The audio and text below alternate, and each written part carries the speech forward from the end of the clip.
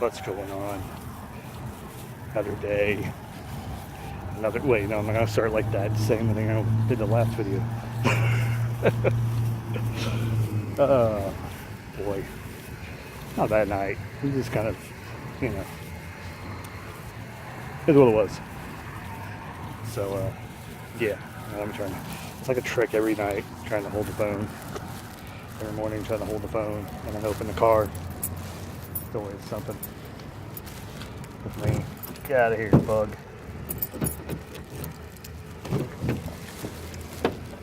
Is that my new shirt? Nikesh. Oh, hit myself in the face. That's always great. Hit myself in the face on the way in. It's always a good way to start the morning. You know what really gets me is that every morning I usually ask my wife, do you need anything? Thursday, do you need anything? Well, normally on the days she says at the end, she says, this is what I need. I don't need anything else. I don't message her back. And what happens is when I get home, she's like, why didn't you ask me? And I'm like, because you told me. Marriage. You'll learn. Marriage is a wonderful thing. It's a wonderful thing. I don't know if I should stop and get gas or not. Anyways, so as I'm walking out, I'm going to shoot this video. So I get the phone out and I proceed to get it ready, and I see 2 messages from her. And I check them, go click on it. Actually, I wasn't even going to check it. I accidentally hit the button thing. And it came up, said call. So she tried to call me, probably having me get something else, but she waited too long, and I didn't ask her because she already told me what she wanted.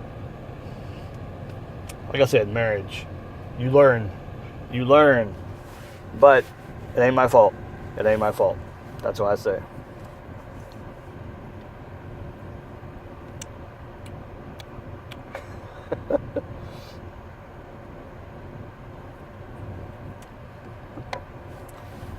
Today I want to talk about the struggles of living with a family.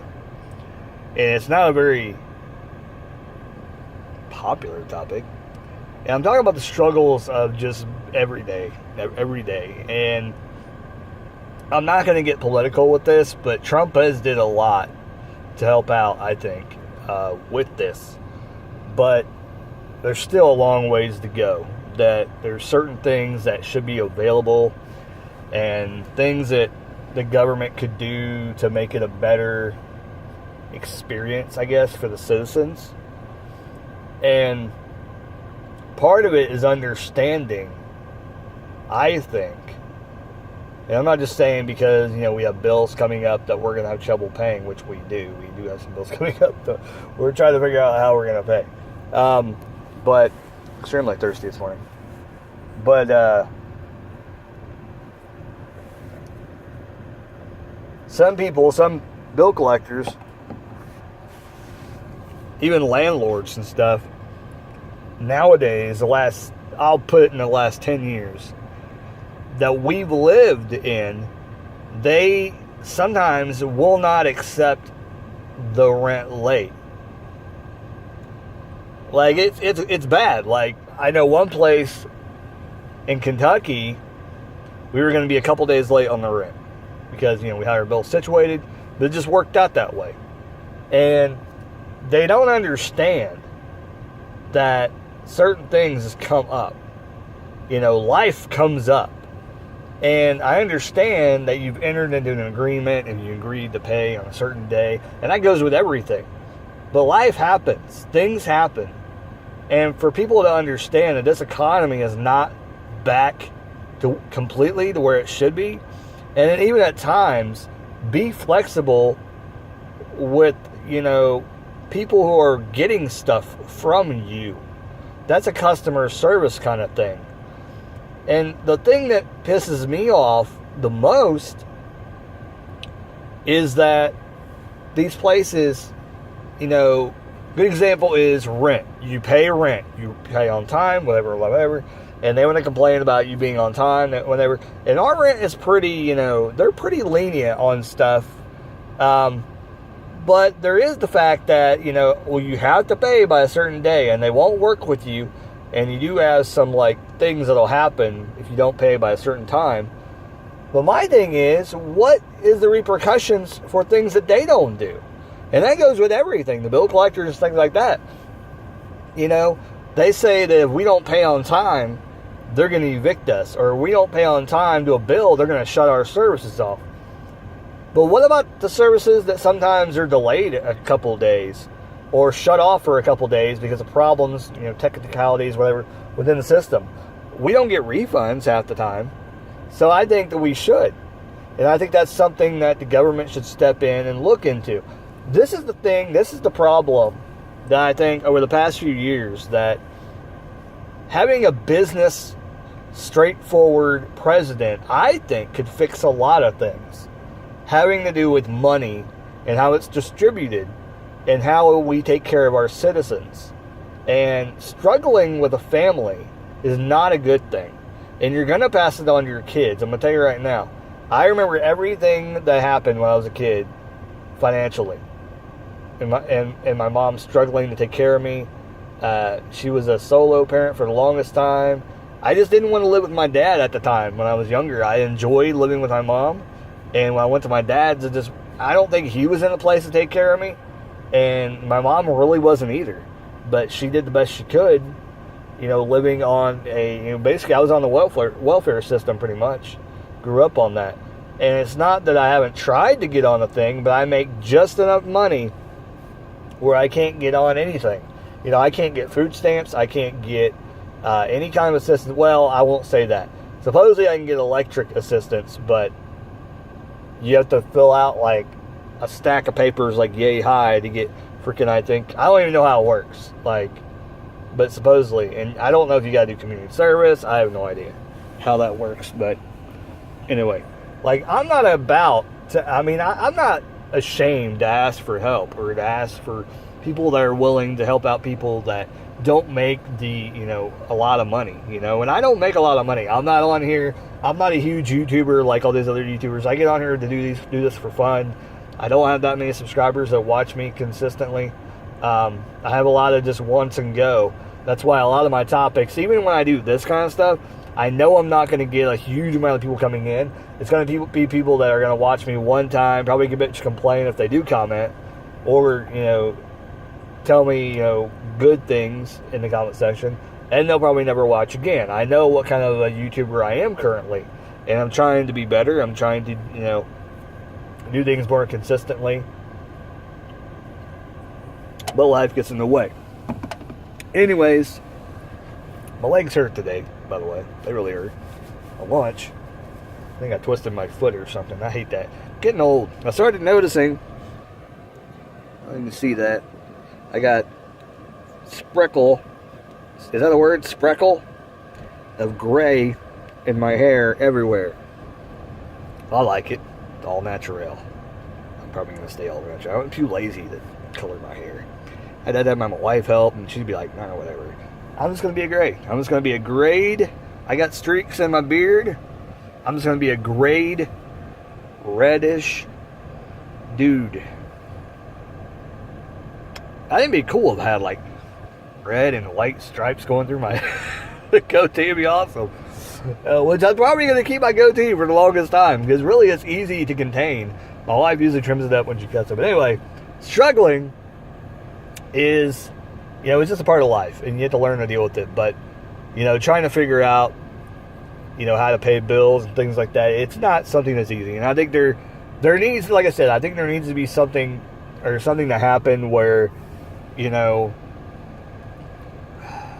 just get help, It's and not have to be stressed out about everything that's going on. I think that's part of the thing that, and I seen somewhere, and I think Trump was even one of the people that quoted this, and it's not something good. It's not at all.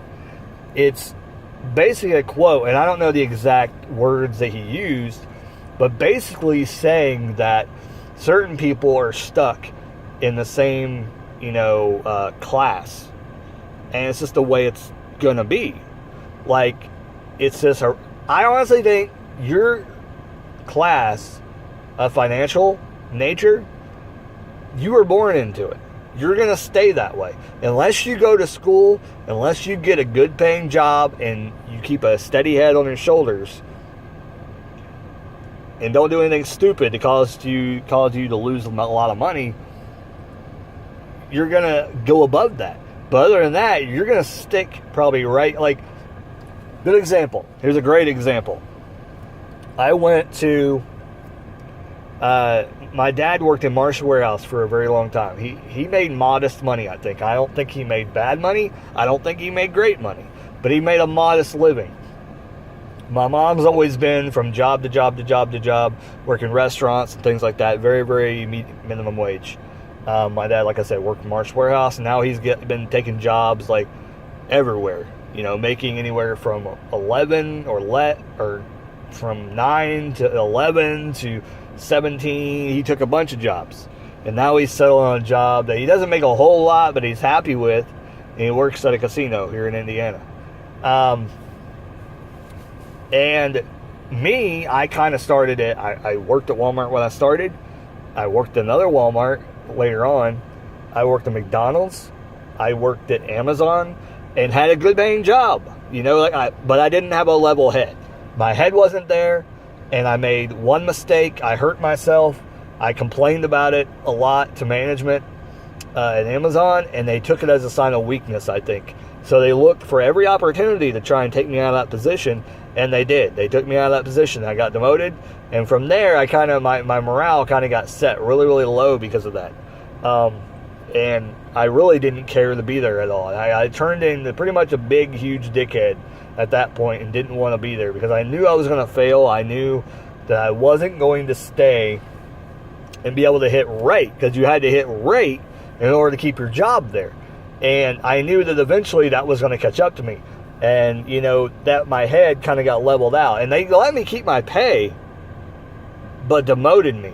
That's what, I don't think, because of the terms of my contract when I came in, I think that's the reason why they couldn't demote my pay. They had to keep me at what they hired me at because I was a transfer in from another Amazon. So they were the ones that were stupid to demote me and still have to pay me that $15. Like I said, they would have tried to fire me down the road. So when I had the offer come up, which the offer is this thing where they pay you a certain amount of money and you can just quit your job and you can never work for them again, I took the opportunity. And I always thought that was the dumbest thing ever. But when that happened and I got demoted and everything like that, they had just previously announced that they were giving basically $1,000 a year up until, I think, 6-7 years was like the most, and then it caps out at $5,000. Whatever, that's as much as you get. So I got $5,000 for quitting Amazon, and I was able to move back to Indiana. I think we came back to Indiana. I cashed out my 401k from Amazon, probably a horrible thing to do, but I did it anyway because we needed money. It helped to pay our bills over here, helped us to get a car. I think it ended up being way more than what I thought it was going to be. I think it ended up being like $15,000 in insurance, in 401k that I cashed out. Big old debacle with that, with the IRS and stuff. They're like freaking out because I didn't pay the thing like the following year. It was very entertaining. I'm gonna tell you. I'm pretty sure I paid it because they came after us the following year. But anyway, interesting things happen when the fucking people at the tax place don't know what the hell they're doing. Because I don't know how to do taxes, and I'm damn sure not even going to try. Anyways, I got to get home. My wife's going to be yelling at me. She's probably yelling at me because I didn't get whatever she wanted. Anyways, like, comment, subscribe, all that good jazz. Tell me what your class is. No, that's stupid. So you what you thought about the video. Like, comment, subscribe, all that good jazz. Keep rocking and keep on living. Yeah.